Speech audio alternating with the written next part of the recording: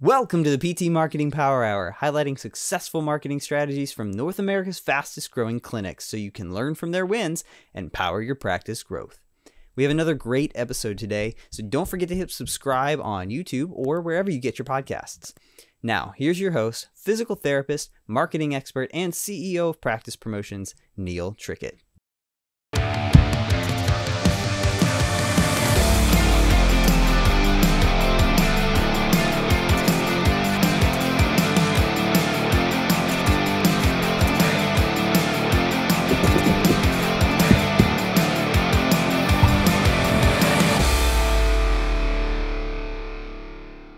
Welcome to the PT Marketing Power Hour, highlighting successful marketing strategies from North America's fastest growing clinics so you can learn from their wins and power your practice growth. I'm your host, Neil Trickett, CEO of Practice Promotions, and today's focus is around how to get your practice to overcome cost-cutting reimbursements. Let's face it, Medicare cuts are on the horizon, and really, what does this mean for your business? Is it impending doom or an opportunity to take your practice to a whole new level? We're going to talk today about 3 key actions you can take in order to overcome these reimbursement challenges and chart your way to making your practice way more profitable. Let's face it, this has been a vicious game that's been going on for 2 decades at least between HSHS, Medicare and providers. This has led to, reimbursement challenges that it really hasn't kept pace with inflation. We're coming up against all these inflation changes over the last 2 decades, and it's accelerated over these last couple of years. But reimbursement has not kept pace with this at all. In fact, it's decreased over time. And so we have therapists that want more, salaries, and rightfully so. They should be paid at higher rates, but the insurance companies and the payments just have not kept pace with that. So you can either be the effect of all this, or you can approach it from a different angle. And how am I going to overcome these obstacles and hurdles and drive more revenue in my practice? So it's really about keeping your eyes on that finish line, not those hurdles that come up, in front of you here from, these cost-cutting measures. When you open up your practice, you realize that you became an entrepreneur, right? You became a business owner. We thought that, hey, I want to be a physical therapist the whole time, but reality is you actually become more of a business owner, and especially as your practice grows. So one thing to realize is that you need to become more and more skilled at business and just keep reinvesting in yourself to get better and better at business skills, including marketing. And this is going to give you much more success and your ability to create success in your practice. So let's talk here about the 3 key areas you can control to make your practice more successful and profitable. First off is keeping your pipeline full. It's about attracting patients with top reimbursement or cash-based services. Next is about maximizing your practice's efficiency, and how are you controlling your greatest expense, which we'll talk about here in a minute. And then about managing your money. So controlling finances, building profit centers in your practice, and revising insurance contracts when needed. So first off, let's look at keeping your pipeline full of new patients. You have to keep your practice space filled to the brim with patients. This is where the most money is lost in your practice and profitability really goes down the drain. So you are a service-based business, and this means that the name of the game is servicing as many people as you can with the resources you have. And that means the space and the therapists and staff to provide those services. So realize this, the most money you will ever lose is the money you never made because you did not have enough new patients to maximize your space and resources. So here's an example, right? A good benchmark is having over 100 patient visits per 1,000 square feet of space. Therefore, if your practice is, say, 2,000 square feet, you should be seeing over 200 patient visits per week. Now, what do you need to achieve that? Maybe you need additional therapists. Maybe you need additional staff. Maybe you need additional equipment. But if your marketing is doing its job, then you should be able to get the volume of patients into that space and then meet the resources to meet that demand. So I want you to realize this. Marketing is your investment in business growth. So did you know that marketing is classified as an investment not an expense. By definition, marketing actually creates more dollars for every one you put in it. So a big mistake many practice owners make, when concerned with their finances and looking at the cost cuts that may come up, they're thinking on where can I cut costs? And usually the first thing they do is put marketing activities on the chopping block. And this is wrong because this hurts your ability to drive new business and patients and revenue into the practice. So realize this, your marketing produces new and returning customers, period. So most practices, they don't even get close to the industry standard of 8% of their gross revenue spent on marketing activities. And this is a Small Business Association statistic. In healthcare, it's about 8%. In other industries, it's about 11%. And for most PT practices, they're actually spending 2% or less. So they're not even spending enough on their marketing activities to generate the volume of new patients that they really need to generate growth. So the other thing you have to look at here in your pipeline is diversifying and attracting new patients with better insurance. So if you're a practice that is heavy on a population with Medicare, then what's happening is you're putting all your eggs in one basket when Medicare decides to change their reimbursement. However, if you work towards marketing to a diverse population, let's say you're able to go more direct to the consumer and use the internet, more online, Google searches, you could attract more private paying insurances and patients with private insurance and cash paying patients to offset those losses that may occur from Medicare. So the question is, how well are you leveraging the internet to market directly to new patients with different types of insurance? So you also have to call out what you want. In addition to having those key insurances that you pay the most, for example, like Blue Cross Blue Shield, then put that first everywhere in your marketing. So for example, we accept Blue Cross Blue Shield, Aetna, Medicare, most insurances. Always call out your top reimbursing insurance first on your website, marketing, newsletters, whatever you're putting out there. So put that best paying insurance first out there, right? The second step here, first step, again, we're going to maximize your pipeline. You got to fill it up. You got to get as many people as you can and handle the caseload that way. The second step here is to maximize your efficiency. So, to make your practice more profitable, you have to keep your practice full with patients, all the time. And your therapist should rarely have a hole in their schedule, and it should be easily filled with people waiting to get in. So looking at it from that point of view, your greatest cost, as you well know, is labor cost, right? And you have to keep a tight line on this. So if times get slow, you don't cut marketing, you actually cut back work hours, right? Because that's where your maximum expense is. And ideally, you don't want to do that. You want to keep them full in the first place. So it's really better to keep your staff full, and that way your practice will be more profitable.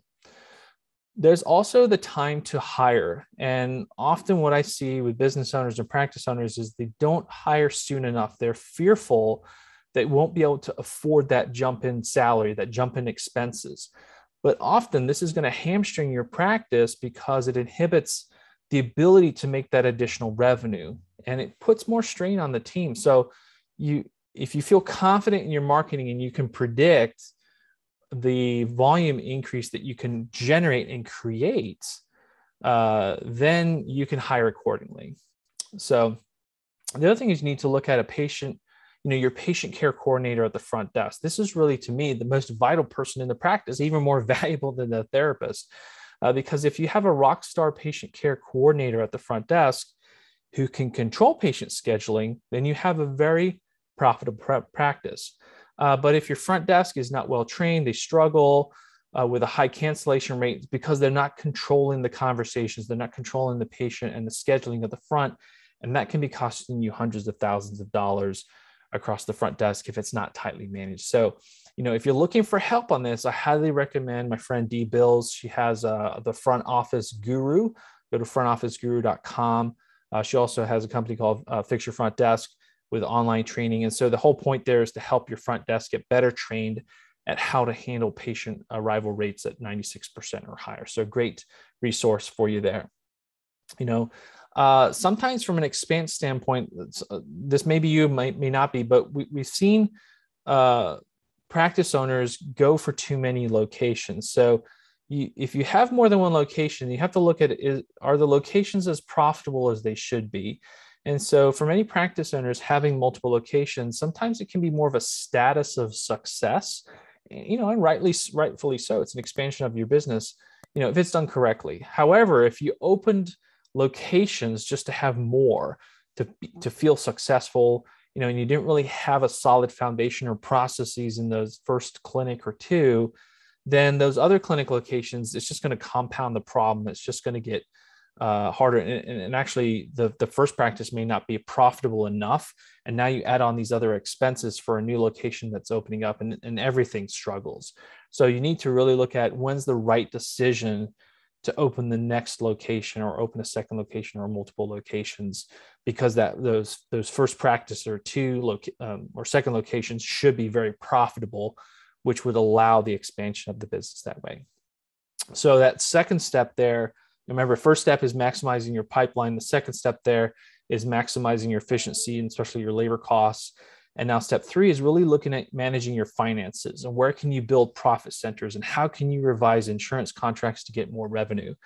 So realize this, that money really is the lifeblood of your practice. You can't help more patients get better if you can't be profitable and have a thriving practice. So it really is important to manage your money and manage your finances. But sometimes practice owners can get a little squeamish about money, but it is perfectly okay to make a great living as a physical therapist. You should. You're taking a lot of risk in your business and your practice. You're helping a lot of people, and you deserve to get paid very well for doing so. And I think, in fact, in general, the whole profession doesn't get paid nearly enough what they should be paid. So we have to look here at inflow and outflow. What systems can you build and have in place to make sure money is always flowing in? First and foremost, marketing is the first step in financial planning because it generates income.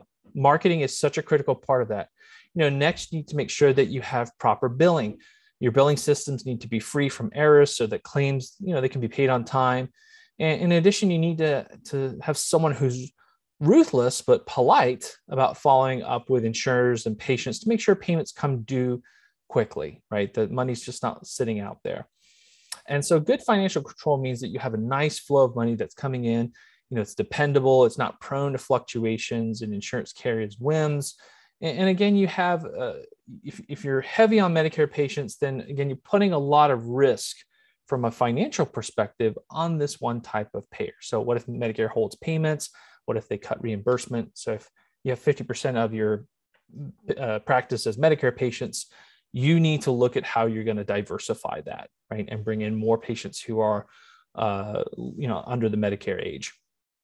So the other part here is, where can you build profit centers in your practice? And profit centers are areas in your business that are highly profitable. To create a profit center, you may need to add additional services. Maybe it's going to be massage, maybe it's going to be acupuncture, maybe it's dry needling, maybe it's diagnostic ultrasound, EMG, laser therapy. There's so many things that you can do and add to the core value of your practice. So you have to look at these other areas in your practice. Where can you offer additional services to customers? Many patients want these additional services and choices to help them get healthier. And the question is, are you able to offer that in your practice? And our most successful practices that we see are often multidisciplinary practice. Maybe they have, PT, OT, speech, chiropractic, massage, acupuncture.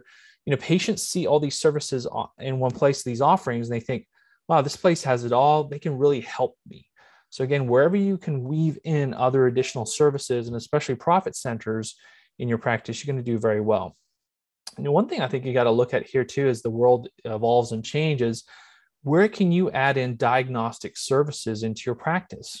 As therapists, we're actually able to do these things with some training, such as diagnostic ultrasound and electromyography. So there's some training to this, but it really is a great way to bring additional revenue, and it's paid at a very, very great rate. And so if you've never connected with them before, you should check out Hands-On Diagnostics. It's an excellent company for that. So you can go to handsoncompanies.com and check them out. And they do these services. They train therapists on how to do diagnostic ultrasound and EMGs in their practice. Also, we've had a lot of success with clients who are using light force lasers. It's a great way to add a cash-based service into your practice, and it gets great results. So something to check out there, lightforcemedical.com. So really the point here is to add more services to your practice so you can offer more to your customers and give more of what they want. And it also gives your practice more dynamic revenue. And this really helps you overcome reimbursement challenges from Medicare. Now, the other thing to look at here is revising insurance contracts. So when was the last time that you went through, all of your insurance contracts and asked for a raise? I hope it was less than 6 months ago, but maybe it has been a while, right? So it's a good practice to frequently renegotiate insurance contracts. And I want you to realize that it's this: you never take no for an answer. It's a game, right? It's a game I always played in my practice, and I often won. I didn't always win, but I often won. And so what happened was that at the time in 2008, I was actually the highest reimbursed outpatient PT practice for United Healthcare that I know of in 2 South Florida counties, because I was persistent, right? And I kept showing the value and kept negotiating and renegotiating and not taking no for an answer. And, it took a little while, but we built up our pay value there. So here's some of the key steps that you can take, right? That I used to do, and you can take this with you and renegotiate your insurance contracts. So first off is being persistent in finding out the right person to talk to. This takes some detective work in finding out the right network manager. And sometimes, they may not even be in your state. So just realize that. So first you got to find out the right people to talk to. Then you have to build your arsenal. You need to take your top reimbursing insurers, get like the HCFA forms there of the patients for those insurances, make sure, things are blacked out, but you can demonstrate what their competitors are paying you. So you're going to take your highest reimbursing insurers, get that, the billing part shown there on that form, and you can prove then, hey, this is my reimbursement rates that I'm receiving. And then you can create a compelling document on what makes your practice unique. So do you have things like lymphedema services, OT, multidiscipline services is the way that you approach? What kind of results are you able to get? How are you able to save them money? All those kind of things. You have to really create that compelling document and then have the evidence of what their competitors are paying. And then, call and fax that network representative repeatedly with the documentation, even if they told you no, and keep providing that proof of what other top insurances are paying you and why you deserve to be paid at the rate that you should be. And so the goal is to really push that compelling argument of how your services save that insurance company money and why your practice should be reimbursed at a higher rate. So anywhere that you can demonstrate, maybe even this patient was going to go for a knee surgery, which, would have been this average, maybe $20,000, $30,000 average cost, yet we were able to prevent them from having that, and that saved your insurance company X amount of dollars. So anytime you can use that in your argument, it's going to help you a lot. It takes a bit of smooth talking and definitely standing up for your services, but I found this technique to work pretty well when done at least on a yearly basis, if not more. And so just realize you won't always win, but if you can raise your reimbursement by 5% on multiple insurance contracts, then that's a great win in your book for increasing your revenue. Now, one of the things here is you have to have the frame of mind that you got to know your worth, and you should ditch poor paying insurance contracts. While it is admirable that we want to help everyone with the services we provide, unfortunately, we can't survive as a business if we accept poor paying HMOs or insurances that don't meet our financial criteria, right? There's a certain cost to delivering the kind of care that we want to deliver in our practice. And we need to know what that is, and we need to be able to measure the reimbursement rates of different insurance companies against that. So don't lower your standards because you might be able to get in network with a big insurance company, but you have to take all their HMO patients, and it's going to kill you because you're going to have to see 3-4 patients at a time just to make ends meet. That's really not a great way to approach, the business aspect of your practice. So it really comes back to calculating, your operating costs for each patient, understanding your absolute minimum reimbursement per visit, and then what your ideal reimbursement per visit should be. And this can really help guide you in determining what insurances you should keep and who you should not renew contracts with. So sometimes it can be painful to let a big network go, but you're better off helping those patients out of network, right? And if you're good at what you do, and if you're great at selling your services and your team's great at selling your services, people will come to see you out of network because you can show them there's a difference to that. All right, so finally here you can, focus on leading your practice to success. So I want you to realize that even though reimbursement cuts may happen, ultimately there is a lot in your control. And if you know how to apply these 3 key actions, keep your pipeline full, maximize your efficiency, and build those profit centers and manage your finances, you will be able to overcome many challenges from the insurance world. All right, so again, keep your pipeline full with effective marketing, maximize your practice efficiency, keep tight control of your finances, especially labor costs. And this is Neil Trickett from Practice Promotions, wishing you much success in your practice. Thanks again for joining us today.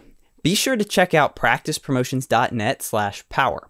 There, listeners can download over 9 checklists and free resources made to coach you through simple, proven marketing actions to increase new patients. So check it out today. That's practicepromotions.net/power, and I'll see you next time.